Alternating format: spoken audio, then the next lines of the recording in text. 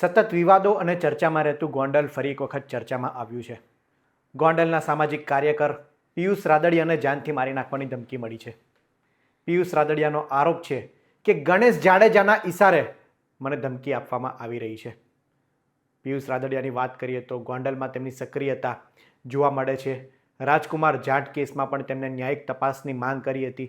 આ બાદ ગણેશ જાડેજાના પડકારથી અલ્પેશ કથરિયા જ્યારે ગોંડલ આવ્યા હતા ત્યારે પણ તેમણે સક્રિયતા દાખવી હતી.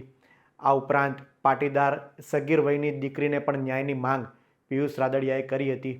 ત્યારે 5 તારીખે સવારે 3 વાગ્યાની આસપાસ પિયુષ રાદડિયાને એક ધમકીભર્યો ફોન આવે છે.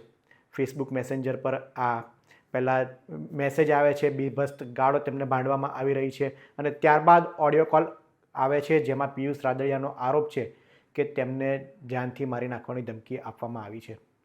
પિયુષ રાદડિયા કહે છે કે મેં જ્યારે આ પ્રોફાઇલ ચેક કરી, જનકસિંહ જાડેજાના નામથી તેમને આ મેસેજ આવે છે અને ત્યારબાદ તેમના પ્રોફાઇલ ચેક કરતાં ગણેશ જાડેજાના તેઓ મિત્ર હોવાનું સામે આવે છે.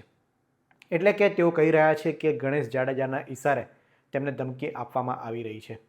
આ બાબતે તેમણે ગોંડલ બી ડિવિઝન પોલીસ મથકે ફરિયાદ પણ દાખલ કરવામાં આવી છે. એ ફરિયાદમાં શું છે તે જાણીએ. પિયુષ રાદડિયાએ પોલીસ ઇન્સ્પેક્ટરને ફરિયાદ આપતા લખ્યું છે કે જય ભારત સાથે જણાવવાનું કે અમે અરજદાર પિયુષભાઈ લાલજીભાઈ રાદડિયા ગોંડલમાં રહીને સામાજિક કાર્યકર તરીકે કામ કરીએ છીએ.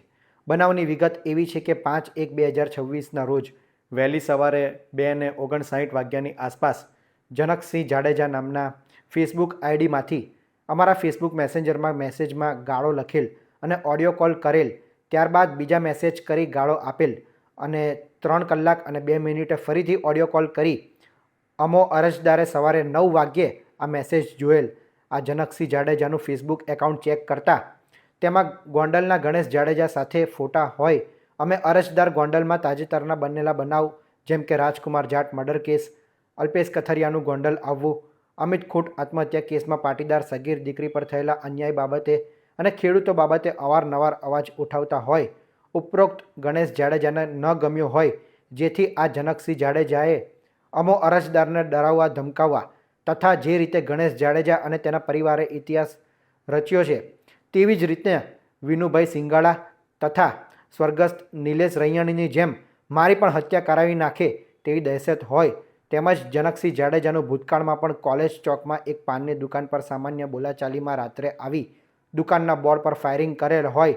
આ વ્યક્તિ જનૂની સ્વભાવના હોય જેથી આપ સાહેબને નમ્ર અરજ છે કે ઉપરોક્ત બંને વ્યક્તિ ઉપર FIR કરી કાયદેસરની કાર્યવાહી કરવામાં આવે. સામાજિક કાર્યકર પિયુષ રાદડિયાએ ગોંડલ બી ડિવિઝન પોલીસ મથકે આ ફરિયાદ આપી છે અને જેમાં તેમણે સ્પષ્ટ આરોપ લગાડ્યો છે કે ગણેશ જાડેજાના ઈશારે તેમને ધમકી આપવામાં આવી રહી છે. પિયુષ જાડેજાની વાત કરીએ તો તેઓ સામાજિક કાર્યકર તરીકે ગોંડલમાં સેવા આપી રહ્યા છે. પાટીદાર સમાજના તેઓ યુવક છે અને અવારનવાર બનતા ગોંડલમાં બનાવ વિશે તેઓ બોલતા રહે છે. ત્યારે ગણેશ જાડેજાના ઈશારે આ જનકસિંહે તેમને ધમકી આપ્યાનો આરોપ છે અને આ બાબતે બંને વિરુદ્ધ તેમણે FIR કરવાની માંગ કરી છે. આગામી સમયમાં આ તપાસ કઈ દિશામાં જશે તે જોવું રહ્યું. હાલ તો પોલીસે તેમની અરજી સ્વીકારીને તપાસ શરૂ કરી છે. ત્યારે પ્રશ્ન એ છે કે શું તેમણે જે પ્રમાણે આરોપ કર્યો છે તે પ્રમાણે જનકસિંહ અને ગણેશ જાડેજા પર વધુ એક ફરિયાદ નોંધાશે.